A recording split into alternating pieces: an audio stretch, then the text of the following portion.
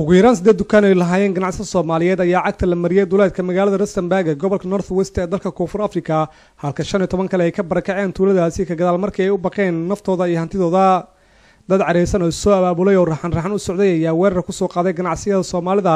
kuwaasi oo watay ulo iyo budad iyo misaaro iyo qoryaha fudud ayaa gabihaan cagta mariyay wixii agab ahaa ee u yeelay ganacsiyada Soomaalida deegaankaasi 2 bilood ka hor ayay ahayd markii tuuladaasi meelan sidaas ugu sii fogeen lagu babay ku dhawaad 60 dukaan ka gadaal markii shaqaale careysan oo ka shaqeynayay shirkad qoda macdanta iyo diamondka ay bab u geysteen ganacsiyada Soomaalida deegaankaasi cabsi iyo hubanti la'aan badan ayaa laga soo sheegayaa deegaanadani iyadoo 2 toddobaad ka hor ay ahayd markii wasiirka booliska South Africa oo Universal u rameeyay uu sheegay in wax ka qabanayaan ammaanka Soomaalida Koonfur Afrika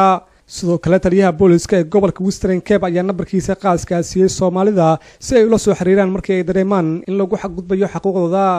Maxamed Deeq Muuse Nuur Deeq Darajo Universal TV South Africa